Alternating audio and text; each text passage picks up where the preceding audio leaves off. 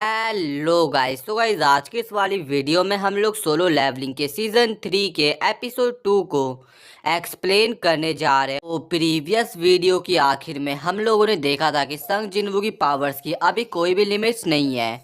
तो अब आगे अगले चैप्टर की शुरुआत में हम लोग हंटर एसोसिएशन को देखते हैं, जहाँ पर मिस्टर गो अपने कैबिन में बैठे हुए होते हैं और परेशान दिखाई दे रहे होते हैं मायन की डेथ को लेकर। और फिर उन्हें एसोसिएशन के किसी बंदे का कॉल आ जाता है और जब वो कॉल उठाते तो उन्हें पता चलता है कि हाईवे के बीच एक बी रैंक गेट अपेयर हुआ है। और ये सुनकर वो अपने मन में सोचते हैं कि अगर वो किसी नॉर्मल स्ट्राइक स्क्वाड को भेजते तो वो लोग बी रैंक गेट को हैंडल नहीं कर पाएंगे। और फिर वो अपने साथी को बोलता है, रुको मैं किसी मेजर गिल को कॉल करता हूँ। लेकिन तभी उन्हें कुछ याद आ जाता है। इस काम के लिए एक परफेक्ट इंसान जो कि और कोई नहीं संग जिनवू ही होता है, क्योंकि संग जिनवू ने अपने न्यू ऑफिस को ओपन किया है इसी एरिया के आसपास। और दूसरी तरफ जो जिनवू होता है ना, वो भी उस पल को याद करता है जब नूरमा काफी हद डर गई थी और उससे ऐसा लगता है कि क्या जो मिस नूरमा थी उन्होंने सिस्टम की ग्लिम्स को देख लिया था। और मिस नूरमा इतनी डर क्यों गई थी, क्योंकि वो उनकी आंखों में साफ साफ डर देख सकता है। और अब जिनवू को डाउट हो रहा है कि क्या वो अब फिर से उनसे मिल पाएगा भी या नहीं, और यही सवाल उसके मन में चल रहे होते हैं। और फिर जिनवू अपना ध्यान इन सब से हटाता है और अपने आसपास देखता है और बोलता है, एनीवे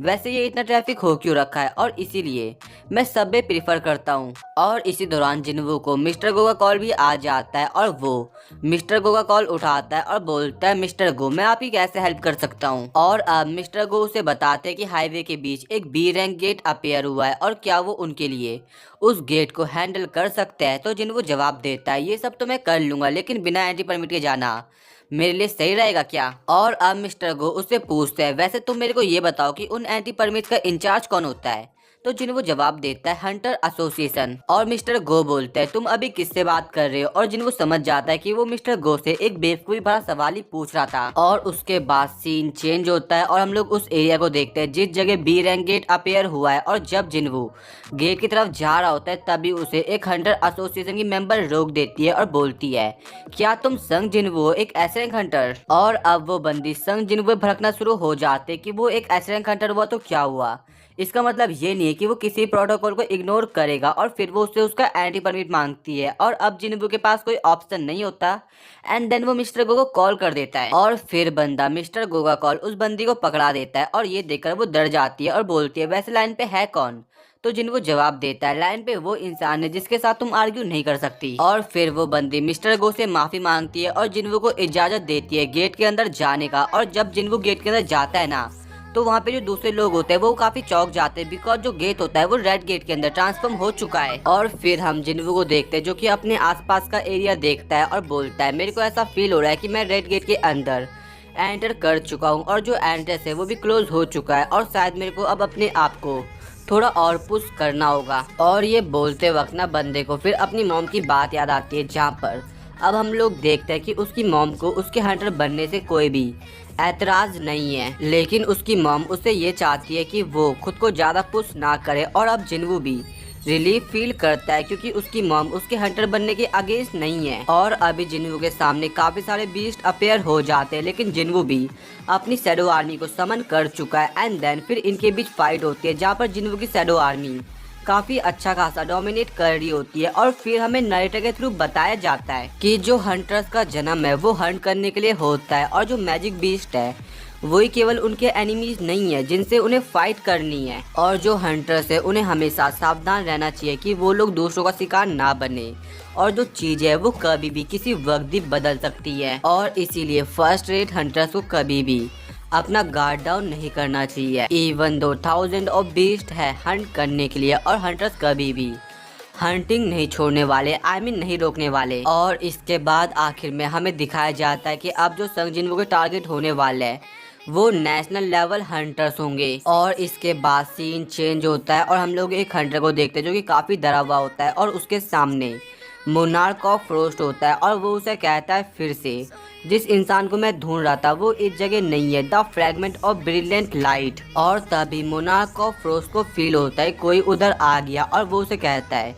तुम यहाँ पर क्यों आए योगुमन। तो योगुमन जवाब देता है, मैं तुमको कुछ इन्फॉर्मेशन बताने के लिए आया हूँ लैंड ऑफ ईस्ट के बारे में। और यहाँ पर वो साउथ कोरिया की बात कर रहा है और इस जो क्रिएचर होता है, कैरेक्टर होता है, उसका नाम होता है योगुमंट। और अब उधर जो मोनार्क ऑफ फ्रोस्ट होता है वो उसे जवाब देते, तुम उस छोटे से एरिया की बात कर रहे हो जिस जगह मोनार्क ऑफ शैडो रहते हैं, और मेरे को बिलीव है कि तुम वहाँ के इंचार्ज थे, है ना। और अब योगुमंट अपने साथी को बताता है कि जो रूलर्स है वो उनके खिलाफ कुछ प्लान बना रहे हैं, लेकिन एक्चुअली प्लान क्या है वो हमें नहीं बताया गया है। और फिर मोनार्क ऑफ फ्रोस्ट उससे शैडो मोनार्क के बारे में पूछता है, तो योगुमंट जवाब देता है, जब तक आर्किटेक्ट हमारे एग्रीमेंट को कैरी कर रहा है तब तक हमें कोई भी प्रॉब्लम नहीं है। और अभी जो योगुमंट होता है वो हंसते हुए मोनार्क ऑफ फ्रोस्ट को यही बोलता है, मेरे पास तुम्हारे लिए एक और इंटरेस्टिंग न्यूज़ है। ये कंफर्म हो गया है कि जो greatest fragment of brilliant light है वो भी साउथ कोरिया में ही है। और जब वो लोग इस बारे में बात करते हैं तो मोनार्क ऑफ फ्रोस्ट तभी बोलता है, मेरे को अभी ऐसा लग रहा है कि हमें यहाँ पे लालच दिया गया है, क्योंकि तभी उनके सामने जिन्वू का डैड आ जाता है। लेकिन वो लोग ना जिन्वू के डैड पर कुछ ज्यादा फोकस नहीं करते, और जो मोनार्क ऑफ फ्रोस्ट होता है वो गेट ओपन करता है वहां से जाने के लिए। लेकिन उससे पहले जो जिन्वू का डैड होता है वो उन पर अटैक करने की कोशिश करता है, बट उससे पहले ही मोनार्क ऑफ फ्रोस्ट एक सील क्रिएट कर देता है, आई मीन आइस सील, जिससे वो जिन्वू के डैड के अटैक को ब्लॉक कर देता है। और इसके बाद उस जगह एक एक्सप्लोजन होता है। उसके बाद सीन चेंज होता है और हम लोग देखते हैं जिन्वू को, जिसके सामने काफी सारे बीस्ट होते हैं, बट जो उसके सारे सोल्जर्स होते हैं ना वो सभी बीस्ट को हैंडल कर देते हैं और सभी को पेल के रख देते हैं। और इसके बाद जिन्वू अपनी इन्वेंटरी का यूज करता है और उसके अंदर से अपनी की निकालता है, और ये वही की होती है जो कि उसे रैंडम कर्स लूट बॉक्स से मिली थी। और बंदे को इस की को देखकर ऐसा लग रहा होता है कि जो इस की रिक्वायरमेंट है वो उसने पूरी कर दी है 100 लेवल रीच करने के बाद। और अब हमें पता चलता है कि जो एक की होती है ना वो होती है कार्डिनोन टेम्पल की, और ये वही टेम्पल है जहाँ से अपने जिन्वू को उसकी पावर मिली थी। और अब जिन्वू उस की को देखकर अपने मन में सोचता है कि जो एक की है वो कार्डिनोन टेम्पल की है, और उस जगह को मैं कभी नहीं भूल सकता अगर मैं कोशिश करूँ भी तो। और अभी जो सिस्टम है वो मेरे को वापस बुला रहा है जहाँ से ये सब शुरू हुआ था। लेकिन नाउ आई हैव चेंज्ड, और तुम लोग देख सकते हो कि पहले जिन्वू कैसा था और अब वो कितना बदल चुका है। और अब बंदा समझ जाता है कि जो सब चीजें उसके साथ हो रही है वो सब शुरुआत से ही किसी का प्लान था। कोई उधर है जो कि उसका वेट कर रहा है। और इसके बाद सीन शिफ्ट होता है और हम लोग देखते हैं गॉड स्टैचू को, जो कि एक क्रीपी सी स्माइल दे रही होती है। और इसके बाद सीन चेंज होता है और हम लोग देखते हैं जिन्हो को, जो कि कंप्यूटर में बैठा हुआ होता है और जो भी जिन्हो को हेट कमेंट कर रहा है उन्हें सबक सिखा रहा है और उसकी पॉजिटिव पीआर कर रहा है। और ये कर करना बंदा अभी थक चुका है। और फिर अपने ऑफिस में जिन्हो भी आ जाता है, जो कि जिन्हो को शुक्रिया कहता है उसके हार्ड वर्क के लिए। और फिर जिन्हो से पूछता है क्या सभी चीजें अच्छी चल रही है, तो जिन्हो जवाब देता है यस, लेकिन आप इतने गंदे क्यों लग रहे हो। तो जिन्हो जवाब देता है क्योंकि अभी मैं डंजन से आ रहा हूँ और तुमने कहा था कि तुम्हें थोड़ा पैसों की जरूरत है हमारे गिल्ड को शुरू करने के लिए, राइट। और ये इतने सारा एसेसिन स्टोन देखकर ना बंदा थोड़ा सरप्राइज हो जाता है और समझ जाता है कि जिन्हो ने कोई हाई रैंक गेट कोई क्लियर करा है। और फिर वो जिन्हो को बोलता है कि आप कभी मेरे को इम्प्रेस करना बंद नहीं करने वाले, और ये काफी पैसा है हमारे एम्प्लॉय को पे करने के लिए। और फिर जिन्हो बोलता है क्या एक मेंबर, तो जिन्हो बताता है क्या आपको याद नहीं है हमें एक और फाउंडिंग मेंबर की जरूरत है। तो जिन्हो जवाब देता है हाँ मेरे को याद है, तुमने कहा था कि हमें गिल्ड एस्टेब्लिश करने के लिए 3 लोग चाहिए, guild master, voice guild master और एक एडिशनल मेंबर। इवन दो हमें एक ऐसे बंदे की जरूरत है जो कि इस हेड काउंट को फुलफिल करे। और अच्छा ये होगा कि वो इंसान कोई डेलीगेट इंसान हो, क्योंकि हम ऐसे इंसान को नहीं ढूंढ रहे जो कि टेम्पररी इधर काम करे। और एनीवे क्या कुछ और चीज भी है जिस बारे में तुम्हें मुझसे बात करनी है। तो जिन्हो बोलता है हाँ, और एक जरूरी बात है वो। और ये सुनकर ना जिन्हो भी थोड़ा चौंक जाता है और बोलता है क्या बात है। और फिर जिन्हो बताता है इन सब काम से पहले हमें अपने गिल्ड का नाम चुनना होगा। और फिर जिन्हो बोलता है अबे मेरे को ऐसा लगा कुछ इंपॉर्टेंट काम होगा। और फिर जिन्हो चिल्लाते हुए कहता है ये काफी इंपॉर्टेंट काम है। और फिर अब जिन्हो काफी सारे नाम सजेस्ट करता है जो कि किसी काम के नहीं होते, लेकिन अब जिन्हो से नाम सजेस्ट करता है कैसा रहेगा कि हम लोग अपने गिल्ड का नाम सोलो प्लेयर गिल्ड रखें। और ये सुनकर ना जिन्हो चौंक जाता है और बोलता है क्या बोला आपने। तो जिन्हो जवाब देता है वैसे मैं अकेले तो हंट करता हूँ। और अब जिन्हो अपने मन में सोच रहा होता है मेरे को ऐसा लगा कि ये कोई मजाक होगा, और मेरे को हमेशा लगता था कि वो सब चीजों में अच्छे है, बट ऐसा नहीं है, वो हमारी तरह ह्यूमन ही है। और तभी जिन्हो के गेट का दरवाजा नॉक होता है और जिन्हो जाता है और वहाँ पे एक लड़की आई हुई होती है और जिन्हो से पूछता है क्या मैं आपसे पूछ सकता हूँ कि आप हो कौन। और जब वो नाम सुनता है ना तो बंदा काफी चौंक जाता है और जिन्हो को समझ नहीं आता कि इसे अचानक से हो क्या गया है। और जिन्हो शॉक्ड इसलिए हो जाता है क्योंकि उधर चाहे इन आई हुई होती है, बट जिन्हो सीधे मुद्दे पे आता है और बोलता है तुम यहाँ पर क्यों आई हो? तो चाहे इन जवाब देती है क्योंकि मैं तुम्हारे गिल को साइन करना चाहती हूँ। और अब चाहे इन और जिन्वू एक दूसरे के आमने सामने बैठे हुए होते हैं और जिन्वू सीधे उससे पूछता है, मैं तुमसे फिर से पूछता हूँ, मेरे को बताओ कि तुम यहाँ पे क्यों आई हो? और अब चाहे इन फिर से बोलती है, क्या तुमने सुना नहीं, मैं तुम्हारे गिल में ज्वाइन होना चाहती हूँ। और जिन्वू बोलता है, क्या तुम्हें ये सब काम करने को मिस्टर गो ने बोला है? तो चाहे इन जवाब देती है, वो मेरे को ये काम क्यों बोलेंगे? और फिर जिन्वू बोलता है, क्या तुम्हें मिस्टर जोंग ने अपने गिल से निकाल दिया?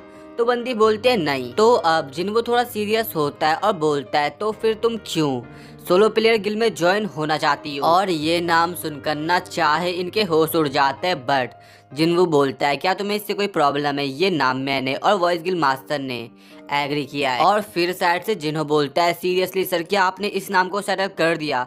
क्या आपके लिए जो मेरे ओपिनियन है वो मैटर नहीं करते? और ये सुनकर ना जिन्वू को समझ नहीं आता और वो उसे कहता है कि तुम कुछ बोल नहीं रहे थे, तो मेरे को ऐसा लगा कि तुमने इस नाम को अप्रूव कर दिया है। और अभी जिन्वू के लिए जो चीजें होती है ना वो काफी ज्यादा कंफ्यूजिंग हो रही होती है। लेकिन अब हम लोग मेन टॉपिक पर आते हैं, जहाँ पर जिन्वू चाहे इनको अपने गिल के काफी सारे फ्लोज बता रहा होता है, बट इससे चाहे इनको कुछ भी फर्क नहीं पड़ता। और अब जिन्वू सीधा उससे पूछता है कि तुम ऐसे गिल में क्यों आना चाहते हो, यहाँ पे तुम्हें कुछ नहीं मिलने वाला है। और फिर चाहे इन अपनी आंखें बंद करती है और उसे अपने और जिन्वू के साथ बिताए हुए सभी पल याद आ रहे होते हैं। वो याद कर रही होती है। और फिर हम लोग प्रेजेंट में आते हैं, जहाँ पर चाहे इनका चेहरा लाल हो चुका है और वो अपने मन में कहती है कि मैं अपनी आखिरी सांस तक तुम्हारा साथ देना चाहती हूँ। और इसका मतलब तुम लोग समझ ही गए होगे। और अभी ना बंदी अपना चेहरा जिन्वू को सीधे दिखा तक नहीं पा रही होती है और जिन्वू को ना कुछ समझ नहीं आ रहा होता और वो अपने मन में सोचता है, इसे क्या हो गया, क्या कुछ है जो कि मेरे को नहीं बता सकती।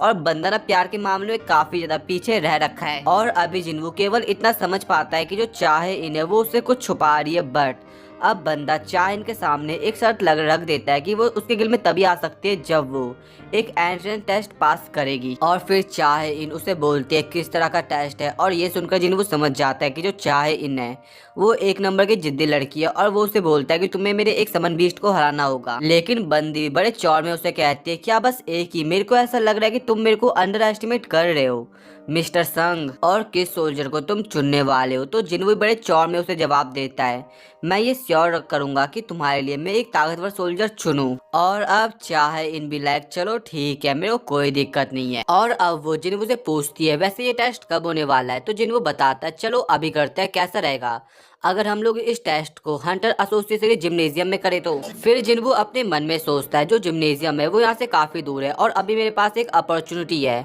अपनी शैडो एक्सचेंज स्किल का यूज करके ये देखने का कि क्या मैं एक साथ दो लोगों को टेलीपोर्ट कर पाता हूँ या नहीं। और जब चाहे इन दरवाजे से बाहर निकलने के लिए आगे बढ़ती है, तभी जिन्वू बोलता है, हम लोग इस रास्ते से नहीं जाने वाले। और ये चीज उसके समझ में नहीं आती, चाहे इनके। और फिर जिन्वू से बोलता है, एक आसान रास्ता है, तुम मेरे करीब आ जाओ। और ये देखकर उसकी बंदी काफी शर्मा रही होती है, बट वो वैसे ही करती है जैसा जिन्वू ने बोला था। और फिर जिन्वू कहता है, शैडो एक्सचेंज। और इसके बाद वो लोग सीधे जिम्नेजियम में टेलीपोर्ट कर जाते हैं। और चाहे इन भी सोच में पड़ जाती है कि वो लोग यहाँ पे कैसे आ गए। और फिर जिन्वू से कहता है, चलो टेस्ट को स्टार्ट करते हैं। और फिर चाहे उसे बोलती है, अरे मेरे को अभी याद आया, मैं तो अपने साथ अपना वेपन ही लाना भूल गई। तो जिन्वू बोलता है, तुम्हारे कहने का मतलब वो कुदाल? और ये सुनकर ना चाइन काफी शर्मा जाती है, एम्बेरेस फील करती है। और फिर वो जिन्वू को बताती है, अरे यार वो तो मेरा वेपन है नहीं। और जिन्वू हंसते हुए कहता है, अरे यार मैं तो मजाक कर रहा हूँ। और फिर चाहे जिन्वू को कहती है, स्टोरेज रूम के अंदर वेपन होगा जिसे मैं बोरो कर रही। और अब चाहे इन स्टोरेज रूम के अंदर जाती है जहाँ पे काफी सारे वेपन रखे हुए होते हैं। और फिर वो एक शॉट उठाती है और बोलती है जिन्वू को, अब मैं रेडी हूँ। और अब जिन्वू भी इग्रिस को समन करता है और चाहे इनको बोलता है कि ये एक बेस्ट शॉट मैंने सभी शैडो सोल्जर्स के मुकाबले। और अब चाहे इन उससे पूछती है, वैसे फाइट कब तक चलने वाली है? तो जिन्वू उसे जवाब देता है, ये फाइट जब तक चलेगी जब तक तुम मेरे शैडो सोल्जर को डिस्ट्रॉय ना कर लो या तुम हार ना मान जाओ। और अब जिन्वू इग्रिस को देखकर अपने मन में सोचता है, मैंने उसे कह तो दिया है कि ये मेरा सबसे ताकतवर शैडो सोल्जर है, लेकिन अगर वो बेहू से फाइट करती है तो ये उसके लिए काफी ट्रॉमेटिक होगा। और इसके बाद जब जिन्वू चाहे इनकी तरफ देखता है तो उसे लगता है कि अब फाइट शुरू कर देनी चाहिए, क्योंकि अभी जो चाइन होती है वो पूरी रेडी हो रखी होती है फाइट करने के लिए। बट तभी उसे याद आता है चाहे इन ने उसे कहा था कि उसे फर्क नहीं पड़ता कि कोई भी वेपन इस मैच के अंदर यूज हो। और फिर वो चाइन को बोलता है क्या तुम 1 सेकंड के लिए अपना सिर घुमा सकती है, और फिर चाइन जवाब देती है हाँ ठीक है। और अब वो इग्रिस को डीमन किंग बेलान के शॉट पकड़ाता है और अब दोनों इग्रिस और चाहे इन एक दूसरे के आमने सामने होते हैं। और फाइनली अब फाइट शुरू होती है, जहाँ पर सबसे पहले इग्रिस चाहे इनकी तरफ बड़े चौड़ में आगे बढ़ता है और फिर अपनी शॉट से उस पर अटैक करता है, जिसका इम्पैक्ट काफी ज्यादा होता है। लेकिन जो चाहे इन होती है वो उसके हमले को डॉज करती है, इवन उस पे काउंटर अटैक करती है, जिसको इग्रिस ब्लॉक कर देता है। और अगले पल हम लोग देखते हैं जिन्वू का रिएक्शन, जो कि काफी शॉकिंग होता है, बिकॉज वो देखता है कि जो उसका सबसे स्ट्रॉन्गेस्ट शैडो सोल्जर है वो हार चुका है। और अब चाहे इन बड़े चौड़ में जिन्वू कहती है क्या तुम श्योर हो कि जो ब्लैक नाइट है वो तुम्हारा सबसे ताकतवर शैडो सोल्जर है? तुमने कहा था कि तुमने अपने 4th स्ट्रॉन्गेस्ट शैडो सोल्जर को समन किया है, तो अब अपने मेन शैडो सोल्जर को समन करो। फिर जिन्वू बड़े सीरियस वे में उसे कहता है अगर मैं ऐसा करूंगा तो तुम्हें चोट लग जाएगी। और फिर चाहे उसे बोलती है मेरे को इससे फर्क नहीं पड़ता, और वैसे भी मैं एक रीमैच चाहती थी। और ये सुनकर जिन्वू शॉक्ड हो जाता है और बोलता है क्या तुम ये बात जानती हो? तो वो बंदी उसे बताती है जो बीस्ट था मैंने उसे इंसान के अंदर देखा था, और ऑल्सो मैंने वो फुटेज भी देखी हुई है। और अब जिन्वू के पास कोई ऑप्शन नहीं होता चाहे इनकी बात मानने के अलावा। और फिर वो कहता है बेरू, एंड देन जैसे बेरू समन होता है ना, तो जो उसकी प्रेजेंस होती है वो चाइन को थोड़ा नर्वस कर देती है। और इसके बाद अब हम लोग अगले एपिसोड में देखने वाले हैं चाहे इन वर्सेस बेरू, और इसी के साथ अपना एपिसोड खत्म हो जाता है। और अगर तुम्हें आज वाली वीडियो पसंद आती है तो वीडियो को लाइक, चैनल को सब्सक्राइब एंड इस वाली वीडियो को अपने दोस्तों के साथ शेयर कर देना। और अगर तुम्हारा कोई भी डाउट होता है किसी भी एनिमे को लेकर तो तुम मेरे को इंस्टा पे DM कर सकते हो, और लिंक तुम्हें डिस्क्रिप्शन में मिल जाएगी। और एक और बात, अगर तुम्हारा कोई भी सवाल होता है किसी भी एनिमे को लेकर तो तुम मेरे को यूट्यूब पे कमेंट सेक्शन में बता सकते हो, और अगर वो सवाल हमें इंटरेस्टिंग लगा तो हम उसके बारे में वीडियो बनाएंगे और उस इंसान को भी शाउट आउट देंगे जिसने वो सवाल हमसे पूछा है। तो अब वीडियो को समाप्त कर